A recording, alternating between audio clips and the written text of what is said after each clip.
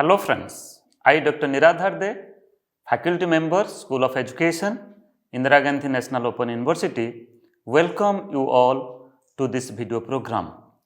Today's topic is framing school subjects. Friends, earlier we have discussed about concept of knowledge and by categorizing a type of knowledge, how a discipline has been formed, and from a discipline, how a school subject has been emerged and how a school subject has been framed. So today our focus is on different aspect on framing school subject. So friends, let us proceed to understand different aspects that we use for framing school subject. So before discussing the content and the learning outcomes, let me to say, as per the design of this online course, Understanding Disciplines and Subjects, this video program is in the week 4. This is included in the 4th week of your online course, and at present we are in module 4, and the title of module, that is Disciplinary Knowledge and School Education. In this module, you will find 3 video programs. Already we have discussed about pedagogical concerns of disciplinary knowledge. Then further, we have also discussed about classifying and accommodating specific areas of knowledge. And this is the 3rd video program of this module, that is framing school subject. So friends, now let us focus upon the learning outcomes. After going through this video program, you will be able to establish relationships between academic disciplines and school subjects. Then you will be able to explain scholastic and pedagogical considerations in framing school subjects, and you will also able to discuss the need of framing school subject. So friends, here you see 3 major aspects, major learning outcomes that have been focused. First is to establish relationship between discipline and school subjects, how school subjects and disciplines are related with each other, how the topics and the concept and the content point, the ideas for a school subject that have been taken, that have been you can say collected from a particular discipline, what are the base for selecting certain content from a discipline to include it in a school subject for school education purpose, for designing curriculum at the school level. Then further, we will also discuss that when we frame school subject, so what are the different considerations. So here we will explain about the scholastic considerations, at the same time the pedagogical considerations, because the nature of school subjects of if I will give the example of the school subject of science, social science, mathematics and languages, you will find that the nature of the knowledge in different school subject is different, and the content point, the ideas, the theme, that is also different. So keeping in consideration of the nature of the school subject and the disciplinary knowledge that it caters, so here the scholastic and pedagogical considerations are given importance while framing the school subject. Then further, because the pedagogy that we use, you might be knowing that for teaching language we use a different pedagogy, different methods, techniques, strategies, maxims, and for teaching mathematics, social science and sciences, social sciences and sciences, you will find the pedagogical considerations, pedagogical methods, then techniques, strategies are also different. So here this is one of the important learning outcomes. And further, what is the need of reframing of school subjects? So many a time you will find that we revise our course content, we revise our curriculum, keeping in consideration of certain you can say social needs, certain changing need of the society. Okay, so changing need, you can say when science and technology gets changes, so keeping in consideration of that changing need, you will find that many a time we revise our program, we revise our curriculum, our syllabus. Okay, so these are the certain important learning outcomes, and I am hopeful that after going through this video program, and after going through this module, you will able to achieve these 3 learning outcomes. So now let us go forward to discuss about academic discipline and school subjects. So friends, you see, academic disciplines and school subjects are not independent. You can't say that school subjects and academic disciplines are independent. It is not independent. You will find that academic discipline and school subjects are dependent upon each other. One works for others. The concept and the content point, major ideas of a school subject that are rightly taken from a discipline, and many a time it happens either ways. Many a time you will find that if there is the emergence of a school subject, if there is a particular type of knowledge base, there is a demand for the learners, there is a scope for study for a particular type of knowledge, you will find that from the emergence of a subject, many a time, keeping in consideration of its huge research base, a discipline may be emerged further. So in both the ways, but basically what happens, first of all, from a knowledge, a discipline got emerged, got constituted, and from the discipline you will find a school subject framed. Okay, so here we can say that it may be a discipline or it may be school subjects. Both are not independent, rather both are dependent upon each other. And further we can say that subjects are not drawn directly or readily from their parent studies. Many a time you will find that yes, in a discipline many topics are there, many themes, sub-themes are there, okay, many content aspects are there, but directly you cannot take that content. Rather we have to consider the need of the learners, at what standard, means that subject will be taught at what standard, okay, what is the ability of the students, what is the need, interest and abilities of the students, so far as their intelligence is concerned, so far as their attitude is concerned, their creativity is concerned. So accordingly what we have to do, we have to construct the curriculum for the school subject, for the school education. So directly you can say that yes, these are the certain themes and sub-themes in a discipline which is practiced in institutional manifestation, which is practiced in the universities. Then directly you cannot select certain topics. Rather you can say, before selecting certain topics, you should understand about the need of the learners. Okay, so that's why, keeping in consideration of these bases, you have to select the content point, certain concept for designing a subject, and that subject may be implemented at the school education format, school education standard. Then further, academic disciplines and school subjects are not written without a base. Okay, you can't say that without a base the discipline has been emerged. Rather, the authentic knowledge and the research constitute their base. Many a time you will find that how a discipline has emerged. You will find that a group of followers, they are continuously working in a discipline. They are continuously doing certain research, doing certain investigation work in a discipline. They are coming forward with many new innovations, many new practices, many new laws, many new theories, many new principles. And keeping on the view of the new innovations, theories, laws, principles, you will find that further that takes a shape of an academic discipline.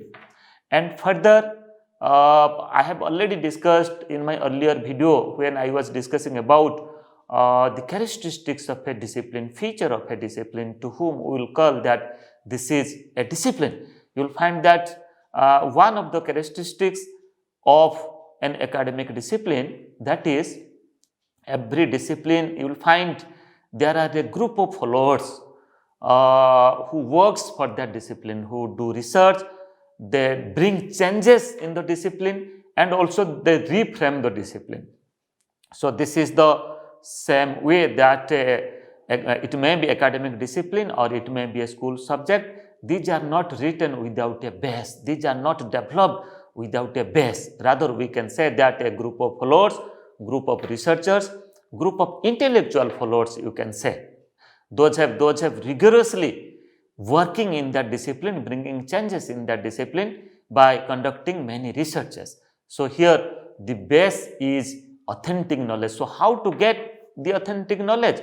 So authentic knowledge can only be possible when we involve in different research work. So that's why the group of followers, they do many investigation work years together. They conduct studies. Okay, they find out new innovations. Okay, new knowledge, new theories, new principles. Then accordingly, that become the base for constitution and framing of a discipline and school subject. Further, we can say discipline is arranged for the expedient advancement of investigations and researches, and subjects are for the facilitation of learning and teaching in particular context and purposes. So here you try to understand that discipline is arranged for advancement of investigation and researches. So discipline is highly related with the research, with the investigation, with the innovations, with the changes in the knowledge structure, with the changes, you can say, the practices. Okay, and time and again you might have observed that across the globe many changes are taking place. Changes taking place in science and technology, changes taking place in pedagogy, in teaching learning process, in theories, in techniques, in maxims, in methods. Then changes are taking place even in epistemology, theory of knowledge. Changes taking place in knowledge, new knowledge are coming. So that is highly, you can say, related with discipline. And further, when we talk about the matter of school subject, so that you will find that facilitates learning and teaching in a particular context and purposes. Means the discipline that we have developed, that have emerged and constituted, that has been evolved. Further, when it takes a shape of school subject, you will find that a particular teaching learning process, the process of transacting that subject, that got practiced so far as the methods, techniques, media, technology is concerned. Then further we can say the academic disciplines and the school subjects are continuous, interdependent and linked to the same goal. Try to understand. So here we are focusing upon three things. One is continuous, other is interdependent, and the third is linked to the same goal. How it is continuous? Because you see, every time, every moment our society is changing, and when society is changing, you will find that the group of followers, the scholars, the researchers, teachers, students, they are doing certain innovative work, they are doing certain new innovations. So here you will find that because of the new innovations, because of the new work, they are bringing changes. So continuously, this is a flow of work which conducts continuously, which happens continuously. Okay, this is not like that the work will stop here. So that's why the work continues years together, decades together. Okay, and changes, you will find that changes happens every time, every moment, it depends upon research to research. Then again, there is the interdependence between disciplines and subjects. And further we can say that both subjects and disciplines are linked with the same goal. That is the, you can say, the major goal of education, then aims of education, objectives of education. When we talk about a discipline, when we talk about a subject, then definitely it is related with certain goals, certain major aspect that the learners they are supposed to achieve. Let us go forward. Academic discipline and school subjects are also related with in other way, just like I have already explained that both are related, both the subjects and disciplines are essentially continuous, both work continuously for the betterment of each other.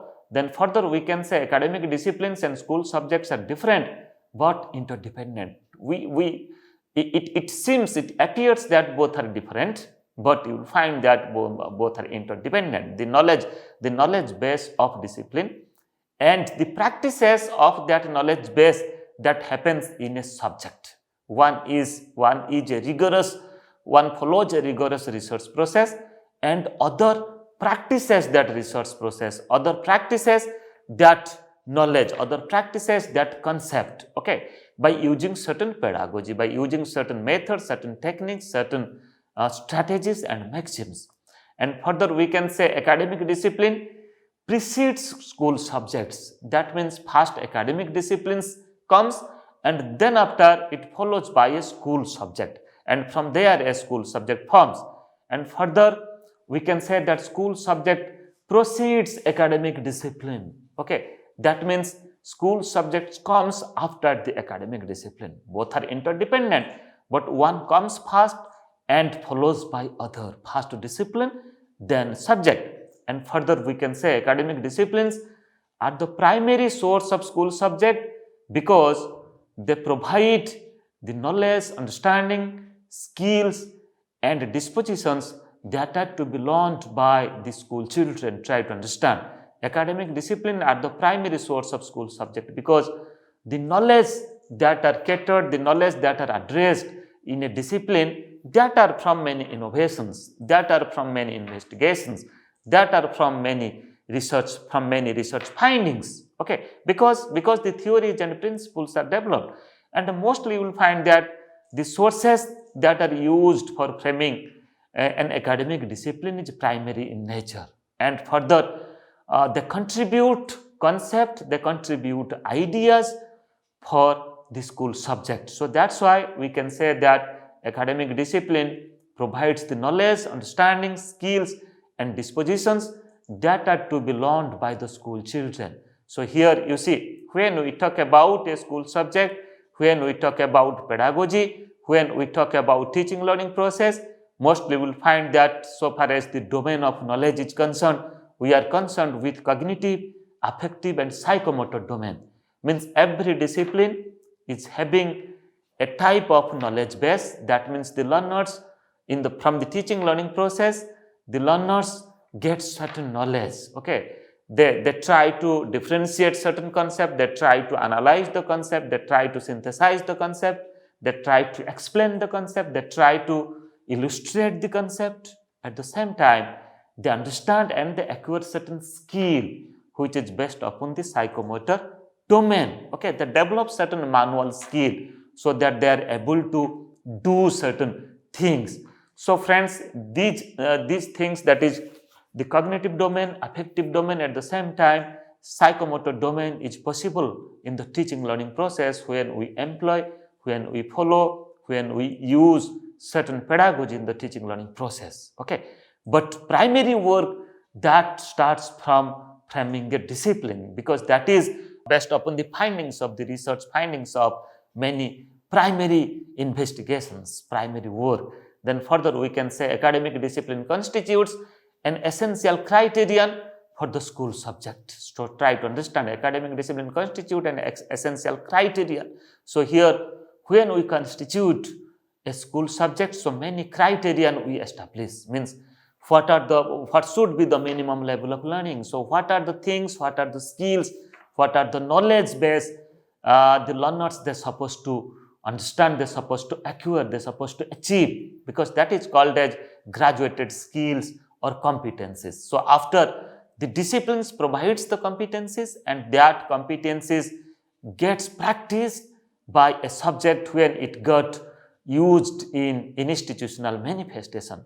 So these are the very fruitful you can say interdependence and relationships between academic discipline and school subjects.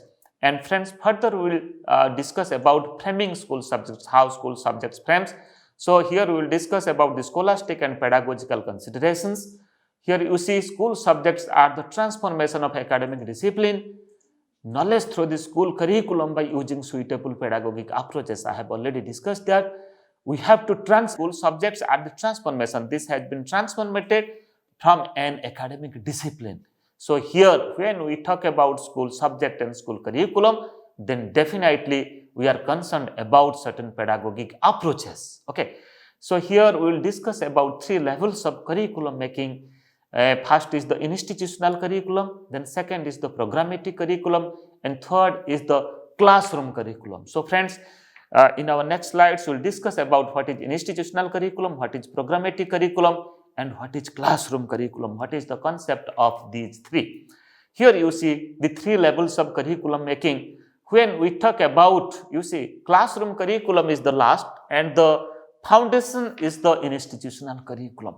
In institutional curriculum, it is highly associated with our societal practices, our community practices, because whatever things we do in the teaching learning process, in our subject or in any discipline, you will find that whenever we develop a curriculum, plan a curriculum, and we make a curriculum, you will find that the goal of the society, the aspirations of the society, the need of the society, that are very much important. So you will find that the institutional curriculum is based upon the need of the society. You can say the goal of the society also, and this is related with the higher, you can say the goal of our academic life, the goal of the discipline, that what knowledge base it addressed, what research base it addressed. Okay, and it is highly related with the community, with the society, with the intellectual community, with the academics, you can say. And further, when we talk about programmatic curriculum, you see, from institutional curriculum, it got transformed to a programmatic curriculum. And when we talk about programmatic curriculum, it is related with a subject. It is related with a particular curriculum, like curriculum of history, curriculum of social science, curriculum of political science, curriculum of physics at 10th standard, curriculum of chemistry in 11th standard. Okay, so here that means we are talking about here an academic program.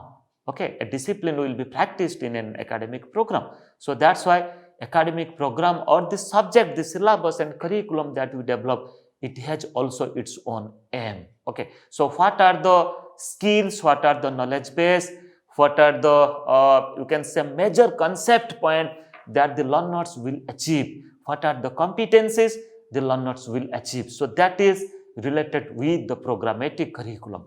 And further, the third point, that is the classroom curriculum. So friends, when we talk about classroom curriculum, you see in classroom curriculum, the subjects that we have designed, the curriculum that we have designed, how to transact it, how to implement it. So here the implications aspect, the implementation aspect, the transactions aspects are given importance. So that's why in a classroom curriculum, you will find that a pedagogy are used, just like the methods, particular methods, techniques, maxims and strategies to teach certain topic in a subject from teachers to students by using certain media. So that's why this is the basic difference between institutional curriculum, programmatic curriculum and classroom curriculum. Necessary consideration for framing school subject. First of all, enhancement students' understanding of themselves, their society, their nation is one of the important point. So they should understand themselves first, their society and their nation, then accordingly we have to frame school subject. Then to enable students to develop multiple perspectives on contemporary issues. Okay, our contemporary society, the need of the society, what our society really wants. Further, the cultural, you can say, the cultural practices, societal practices, economic practices, then political context. So these context and perspectives, cultural, social, economic and political perspectives and context are also taken into consideration while we frame a school subject. And further, we can say that it also helps students to become independent thinkers. So how to make students independent thinker, that is also another important aspect for framing school subject. Then develop a range of skills for lifelong learning. So how that subject will further help the learners for lifelong learning, including critical thinking, creative problem solving, communication and information communication technology. Then further, to help students to appreciate and respect diversity in the culture and views in a pluralistic society, that is also important aspect. Then further, our society is a pluralistic society. So that's why there should be certain base, certain space in the school subject to understand the society. Then it helps students to develop positive values and attitude towards life. Let us go forward. further the necessary consideration for framing school subject, just like specific pedagogical consideration. I have already said that every subject is having its own pedagogical consideration, having its own methods and techniques to use to transact that subject. In the pedagogical considerations, methods, techniques, maxims, and strategies are different in mathematics if you compare it with social science and languages. So that is also taken into consideration while framing school subject. Then further, knowledge input and scholastic consideration is also another aspect. Then concerns of contemporary socio-political and pluralistic culture already we have discussed. Then the national, local, national and global societies. What is the aim of local society? What is the aim of national society? What is the aim of global society also? That should be reflected when we frame the school subject. The concept of national integration, the ideas of international understanding, universal brotherhood, such things should also be reflected. And further, we can also focus upon, you can say, the local interest. You will find that many concepts, many practices which happens at the local area, just like you can take the example of art and craft, you can take the example of literature, many literature which is practiced at the local level geographically, and that has also its own importance. So when we design or frame a school subject, the local important content, local important craft, local important you can say art and literature, that should be given a place. And further, national integration. Okay, first of all, from the educational program, what we will achieve? We will achieve national integration, we will achieve international understanding. So when we talk about national integration, emotional integration, that means here we are talking about, irrespective of the diversities, how we achieve unity among the diversity. So that's why when we frame school subject, these are the certain philosophical concept, these are the certain pertinent concept that it should be addressed in school subject, because when the students will study that school subject, they will also understand about, and they will also acquire certain values, they will also understand their local society, they will also understand, they will work at the national level, and they will also understand the things which is practiced at the national level in different states, so far as art and craft is concerned, so far as diversity in language is concerned, our dialect is concerned, our culture is concerned, our tradition is concerned. At the same time, at the present time, at the global time, we consider that the whole world, the whole universe is just like one village. Okay, so accordingly should be reflected in our school subject. The students who are pursuing curriculum in a school subject, they should understand that the things which is included in the curriculum, the content point that they are studying, that is not only for the local purpose, rather that is for the national purpose, at the same time for understanding the changes in the changes which is happening globally. Okay, so that's why national integration, emotional integration, international understanding, universal brotherhood, these are the certain philosophical aspects, certain aims of education that should be included in framing school subjects in different ways. Okay, it may be in terms of in forms of certain activities, certain content point which can be further debated, which can be further a matter of discussion, a point of discussions in the classroom, maybe a type of brainstorming. Okay, so such type, maybe a type of field visit. Okay, so such type of things we can further organize when we organize the school subject, when we organize curriculum for the school subject. And further we can say changing scenario of social norms, standards, developments in technologies and global demands. So you will find that the changing scenario, so what are the changing need of the society, that is also given importance. And further another important aspect of this program, that is need of reframing school subject. So friends, you might be understanding that no curriculum, no syllabi is permanent. Okay, because every time you will find that new documents, new concepts, it may be in pedagogy, it may be in different, you can say, approaches, learning approaches, teaching learning approaches, that is, getting practiced. Earlier we are talking about behavioristic, further we are talking about cognitivist approach, then further we now we are talking about constructivist approach. So friends, here you see, now we are framing our curriculum as per the constructivist approach. So you will find the approaches, the behaviorism approach of curriculum is somehow different from the cognitivist approach of the curriculum. So at present our focus is on social constructivism. So that's why we are developing our curriculum keeping in consideration or keeping the child at the center, and we are using the learning experiences of the child, the life experiences of the child, and we are connecting their experiences with the curriculum. So friends, here when we talk about the need of reframing school subjects, it means it should be properly based upon the changing need of the society. That means our socio-political system, culture, economy of the country, and forms of government is also another aspect for reframing the school subject at different time. Then emergence of new areas of knowledge, you will find that new concept, theories and practices are emerging. Science and technology is changing. Okay, so accordingly that's supposed to incorporate in our curriculum. And further scope for further higher education, career job opportunity is also another important aspect. Okay, so that is also given importance. Then further we can say that change in the pedagogical practice and approaches I have already discussed. Then skill development, inculcation of values, community living is also another important aspect. Then emergence of ICT, science and technology. Okay, information communication technology, at the same time science and technology. And further we can say academic disciplines with vast knowledge base may give rise to new areas of study at a different time. Many a time you will find that because of emergence of new knowledge, new disciplines are getting emerged. Then accordingly there is the need of reframing of school subjects. So let me to give one example.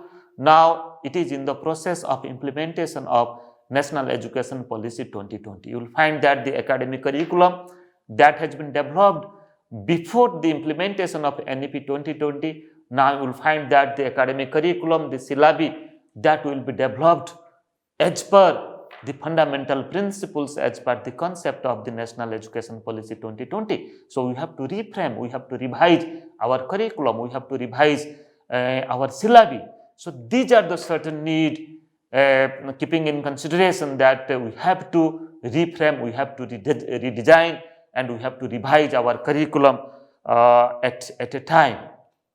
So friends, these are the certain aspects. For further queries, you can write a mail to me, and you can also visit my Facebook channel, my Facebook account, my YouTube channel and Twitter handle. You will find many video programs and many such concepts relating to this. Thank you.